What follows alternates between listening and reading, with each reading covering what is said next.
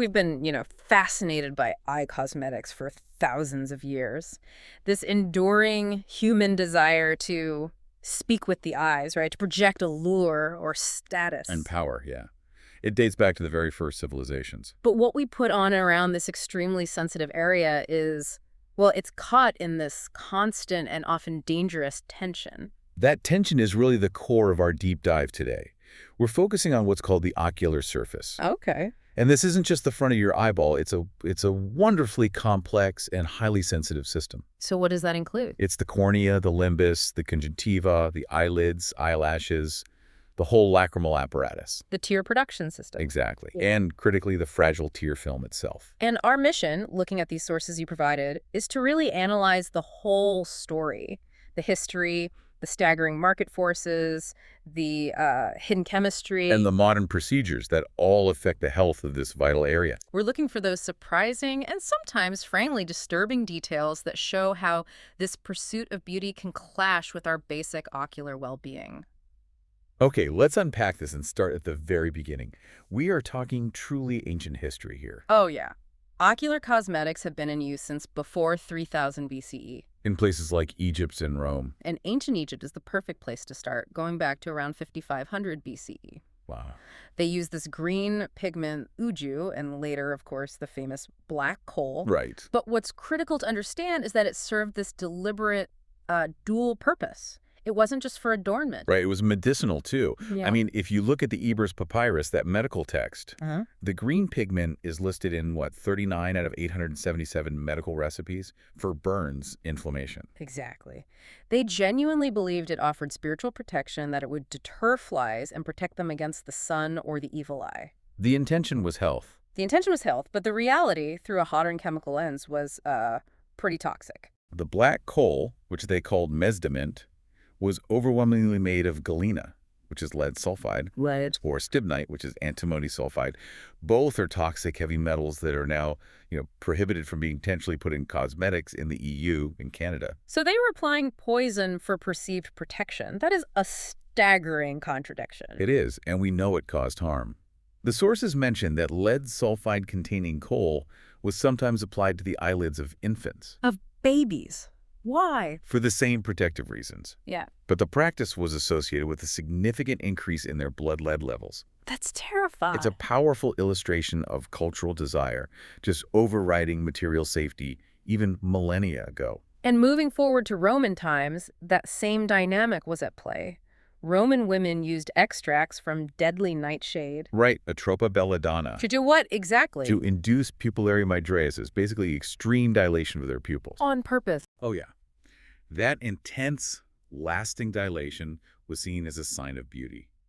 But you have to imagine knowingly impairing your vision for several days just to get that wide-eyed look. The huge commitment to an aesthetic. A dangerous one. And you contrast that with the European Middle Ages, which the sources call a dark time for cosmetics. A very dark time. From the 5th to the 15th centuries, the church largely saw makeup as immoral, as a sinful alteration of God's work. But that view obviously didn't last. No. And by the 20th century, the focus was supposed to be on safety, right? On avoiding those old toxins like lead and mercury. Supposed to be. But the transition was, frankly, catastrophic. The real turning point for modern regulation was the lash lure mascara disaster in the early 1930s. The story is it's horrifying. Lash lure was a popular mascara. A semi-permanent one. And it contained a coal tar component called paraphenylendiamine. And this ingredient, which was meant to dye the lashes. It caused terrible complications. We're talking documented cases of blindness and at least one death. And that tragedy is what finally forced the government's hand. It did. It directly prompted the U.S. Food and Drug Administration, the FDA, to start regulating mascara. Lash lure essentially created the regulatory space for cosmetics in the U.S., though, as we'll see, that oversight is still pretty fragmented. And that history brings us straight into the present day, where the market forces are just immense. Unbelievably so. The global eye makeup market was valued at $15.5 billion in 2020. $15.5 billion. And it's projected to go over $23 billion by 2028. It's just colossal spending on this one tiny area of the face. And for you, the listener, you're most likely part of this market through the big three, right? Mascara, eyeliner, and eyeshadow. Those are the most commonly applied products globally. So the exposure of your ocular surface to these chemicals is massive and very frequent. So if the market's that big, what are the modern drivers? It's evolved beyond simple allure, I assume. It's become deeply psychological. Often the motivation is about how the person feels about themselves, not about pleasing someone else. And the pandemic really amplified that. Acutely. All that time on video conferencing led to what some people call Zoom dysmorphia. Where you're just staring at your own face all day. And you become hypercritical of your own features in real time. And, of course, social media is just pouring fuel on that fire. Absolutely. The filters encourage these ideals that are beautiful but physically unrealistic. And that, in turn, drives people to seek out products and procedures that promise to mimic those digital filters. Perfectly smooth skin, massive lashes. Unnaturally large eyes, yeah. All of it. What's fascinating, though, is how the market itself is changing who it targets. Right, the inclusivity trend. Makeup has historically been female-focused, but the men's personal care market is projected to hit over $275 billion by 2030. That's a huge number. It is, and you see brands launching unisex lines like Chanel's Boy de Chanel. The marketing is actively trying to break down the idea that cosmetics reduce masculinity. Which, of course, broadens the risk profile across the entire population. Okay, let's pivot to consumer perception, because this part is so counterintuitive. We have this deep belief that premium, expensive products must be better or safer. And marketing exploits that belief brilliantly.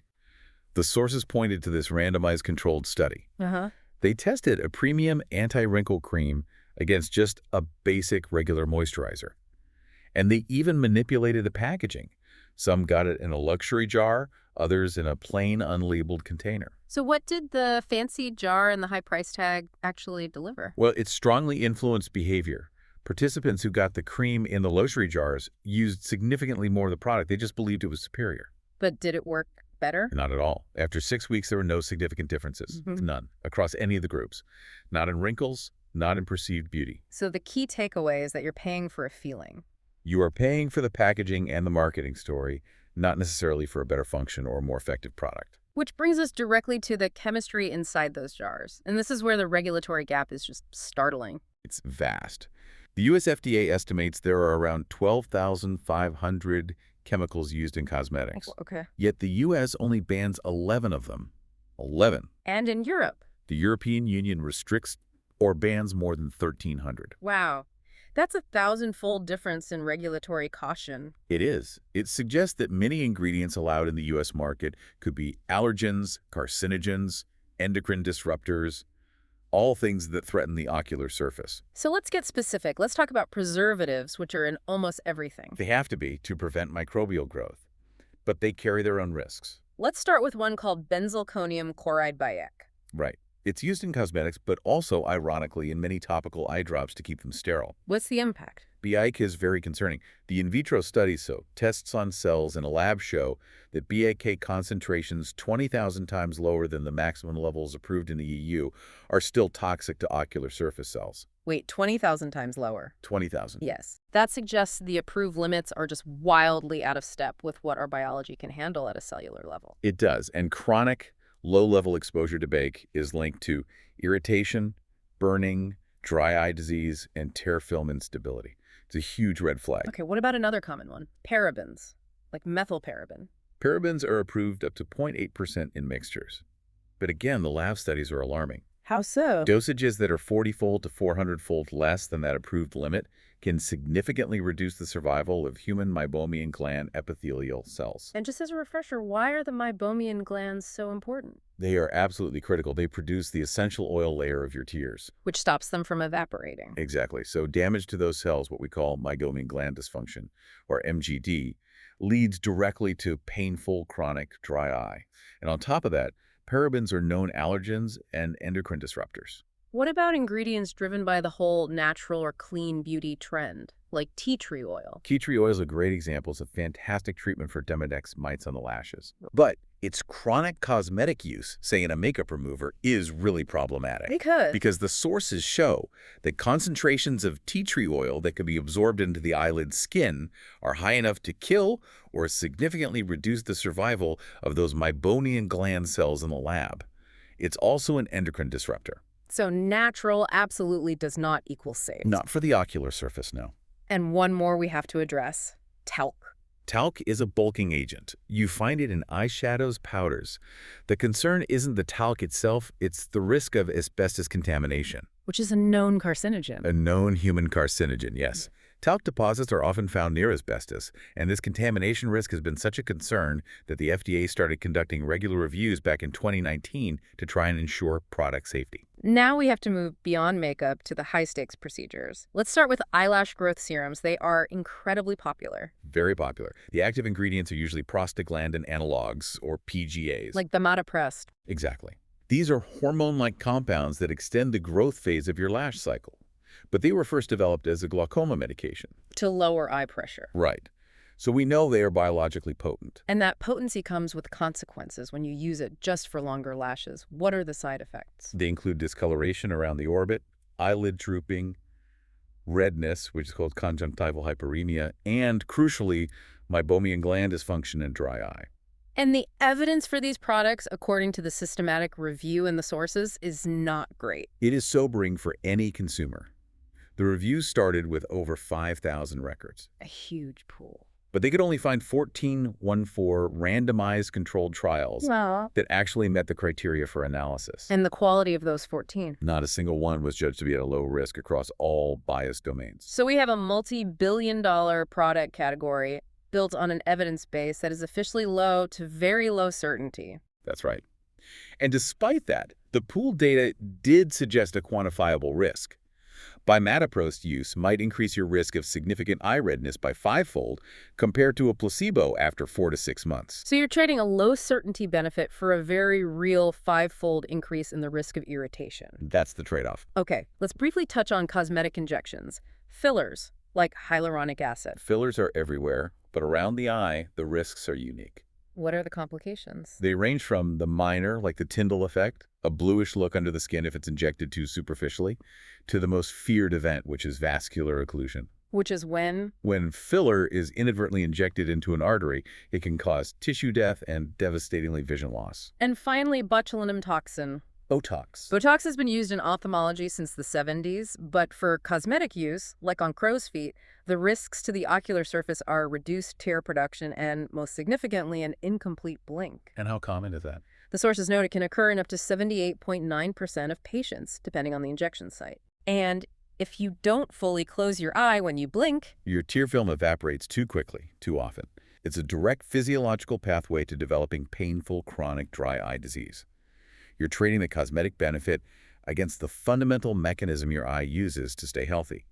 So I think the overarching takeaway from this deep dive is just the extreme sensitivity of the ocular surface. Right. The pursuit of beauty is ancient, it's powerful, but the modern market is driven by these immense financial incentives and intense social pressure. And it relies on marketing terms like natural and clean, which, despite what consumers think, lack any standardized regulatory definition. So marketing and demand are consistently outpacing rigorous, high-quality safety testing. It puts the burden heavily on you, the consumer, to scrutinize those ingredient lists and question the true quality of the evidence. Especially for these expensive, high-stakes procedures. The sources really push for greater transparency.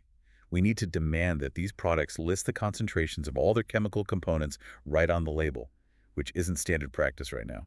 Because if you knew the actual parts per million of BAK or parabens you were applying daily, your choice might be very different. It might change everything. We began this in ancient Egypt, where makeup served as both adornment and a perceived protection from harm. Given the vast, rapidly growing global beauty market today, how can consumers ensure that their choices provide that modern allure without accidentally undermining their basic ocular health?